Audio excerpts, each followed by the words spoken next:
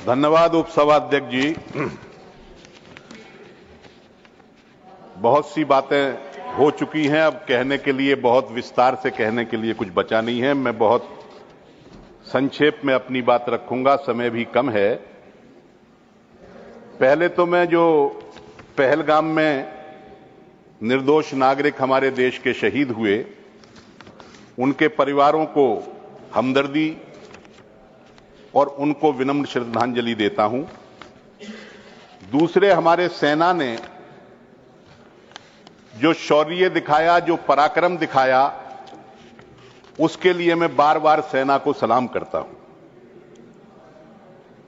Sir, मेरी राय ये थी शुरू में कि बहस पहलगाम पर होनी चाहिए थी, क्योंकि सेना का शौर्य, सेना का पराक्रम, ऑपरेशन सिंदूर, ये निर्विवाद मसला था। पूरे देश के अंदर किसी पार्टी ने, किसी व्यक्ति ने, किसी भी दल के नेता ने या किसी भी समूह ने ना तो इस एक्शन पर सवाल उठाया, ना इस एक्शन का विरोध किया, ना सेना पर भी किसी तरीके का सवाल उठाया। इसलिए सिंदूर पर तो चर्चा होने का कोई मतलब था ही नहीं।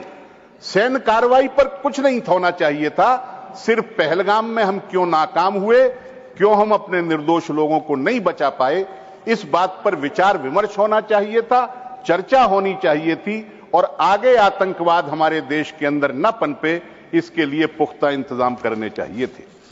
कल रक्षा मंत्री जी बोल रहे थे और उन्होंने बहुत बड़ा क्वेश्चनायर विपक्ष को दिया कि विपक्ष को ये सवाल करने चाहिए थे, ये सवाल करने चाहिए थे, ये नहीं पूछना चाहिए था, ये पूछना चाहिए था।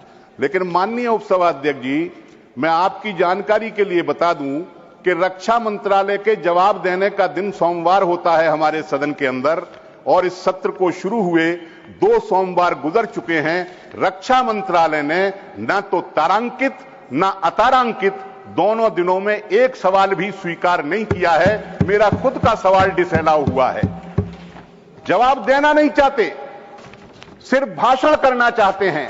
और भाषण करते हुए माननीय रक्षा मंत्री जी ने कहा कि संयुक्त राष्ट्र संघ के यूएनएससी में जो पाकिस्तान को उपाध्यक्ष बनाया गया है काउंटर टेररिज्म कमेटी का, उस पर हमारे रक्षा मंत्री जी बोले, ये हैरानी की बात है, ये दुर्भाग्यपूर्ण है,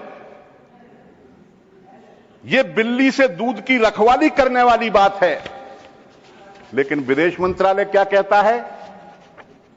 मेरे सवाल के जवाब में 24 तारीख को विदेश मंत्रालय कहता है, संयुक्त राष्ट्र सुरक्षा परिषद की इस समिति का चुनाव नियमित वार्षिक प्रक्रिया है। बहुत डाइल्यूट करके कहता है।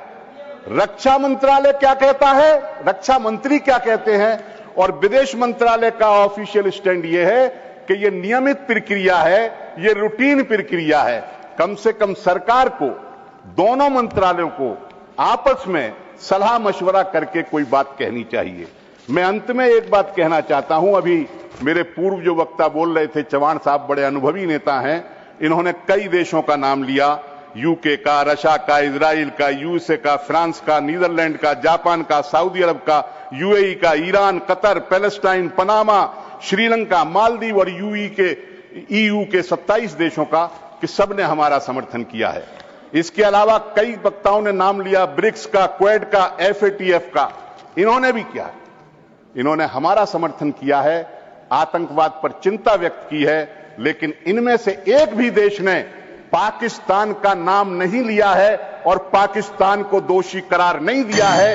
ये वो जगह है जहां आपकी डिप्लोमेसी भी फेल होती है, ये वो जगह है जहां आपकी विदेश नीति भी फेल होती है।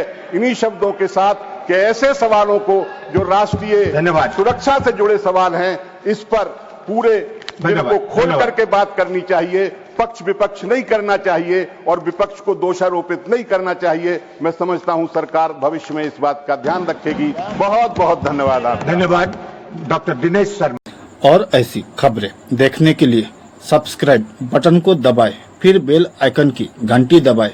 अपना भारत को बचाने के लिए बहुत जरूरी है। हर खबर को शेयर करें, लाइक करें, कमेंट जरूर करें। शुक्रिया।